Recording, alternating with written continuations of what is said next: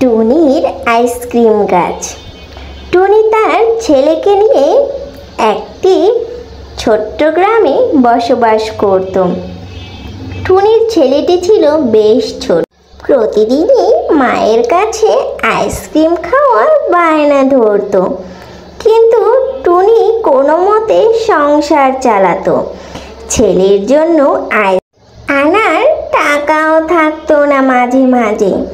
কিন্তু একদিন টুনির আইসক্রিম গাছ হয়ে গেল, আর সেখানে শুধু একটি আইসক্রিম না, সব ধরনের আইসক্রিমই পাওয়া যায় টুনির গাছে। টুনির ছানা বেশ খুশি হয়ে গেল, আর তা দেখতে তার প্রতিবেশীরাও চলে এলো। তার প্রতিবেশী টিয়া এসেই বলল, আরে টুনি, তোর গাছে তো বেশ তুই আইসক্রিম গাছ কোথায় পেলি? তোর তো তেমন সামর্থ্যও নেই, তবে তুই কোথা থেকে এই আইসক্রিম গাছ পেলি রে বোন? আমাকে বল, আমি তো আইসক্রিম বিক্রি করি। তখন টুনি বলল, শোনো বোন টিয়া, তুমি আমার প্রতিবেশী। তবে প্রতিবেশী, আমি জানতাম সব প্রতিবেশী বিপদে আসে, কিন্তু তোমরা কখনোই আমার বিপদে আসতে না, বরঞ্চ আমি অভাব অনটনে ছিলাম। আমার ছেলে তোমার কাছে প্রায় আইসক্রিম খেতে যেত, কিন্তু তুমি আমার ছেলেকে আইসক্রিম না দিয়েই ফিরিয়ে দিতে।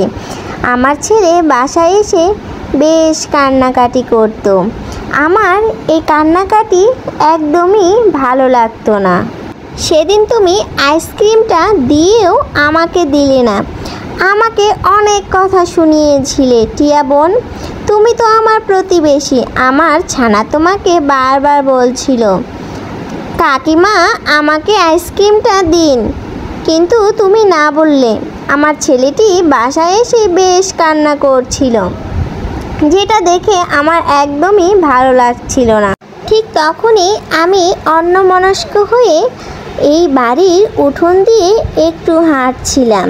ঠিক তখনই আমার চোখে পড়ে গেল একটি আইসক্রিম, আর আইসক্রিমটি এত সুন্দর ছিল যেন জিভে জল এসে পড়ল।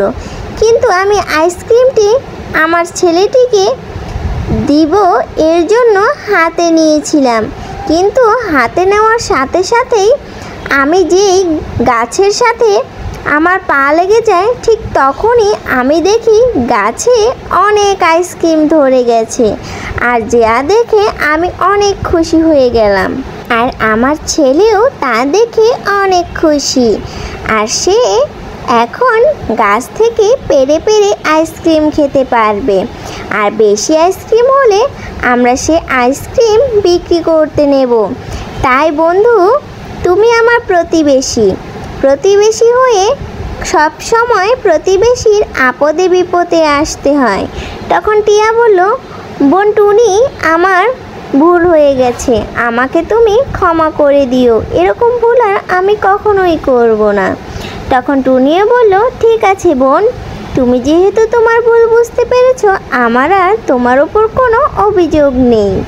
তুমি বরঞ্চ আমার আইসক্রিম গাছ থেকে তোমার মেয়ের জন্য 2-4টে আইসক্রিম নিয়ে যাও, আর এখান থেকে তুমিও আইসক্রিম বিক্রি করে তোমার সংসার চালিও।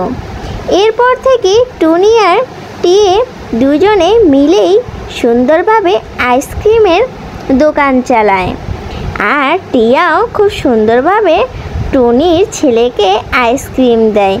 বন্ধুরা, গল্পটি কেমন লাগলো?